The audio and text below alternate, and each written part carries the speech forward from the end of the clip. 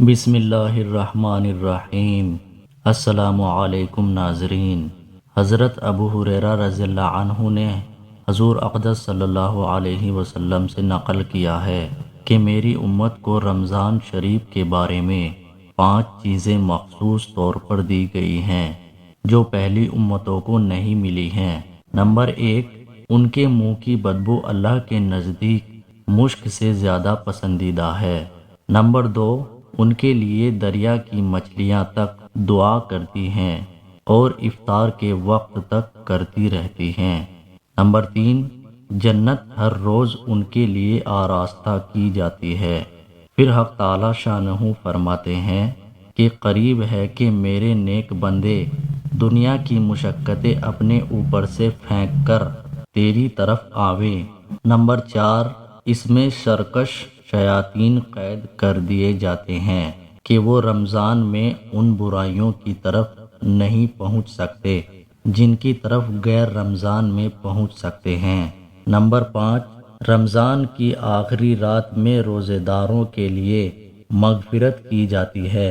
صحابہ رضی اللہ عنہ نے عرض کیا کہ یہ شب مغفرت شب قدر ہے۔ فرمایا نہیں، بلکہ دستور یہ ہے کہ مزدور کو کام ختم ہونے کے وقت مزدوری دے دی جاتی ہے۔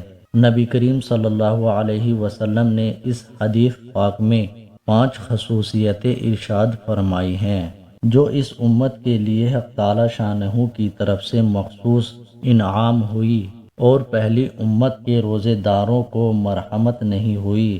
کاش ہمیں اس نعمت کی قدر ہوتی اور ان خصوصی عطایا کے حصول کی کوشش کرتے۔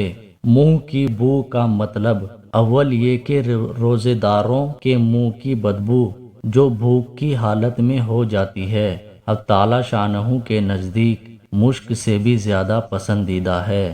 شرح حدیث کے اس لفظ کے مطلب میں 8 قول ہیں جن کو متع کی شرح میں بندہ مفصل نقل کر چکا ہے، مگر بندے کے نزدیک ان میں سے 3 قول راجح ہیں۔ اول یہ کہ حق تعالی شانہ آخرت میں اس بدبو کا بدلہ اور ثواب خوشبو سے عطا فرمائیں گے جو مشک سے زیادہ عمدہ اور دماغ پرور ہوگی۔ یہ مطلب تو ظاہر ہے اور اس میں کچھ بعد بھی نہیں، نیز در منصور کی ایک روایت میں اس کی تصریح بھی ہے، اس لیے یہ بمنزلہ متعین کے ہے۔ دوسرا قول یہ ہے کہ قیامت میں جب قبروں سے اٹھیں گے تو یہ علامت ہوگی کہ روزے دار کے منہ سے ایک خوشبو جو مشک سے بھی بہتر ہوگی وہ آئے گی۔ تیسرا مطلب جو بندے کی ناقص رائے میں ان دونوں سے اچھا ہے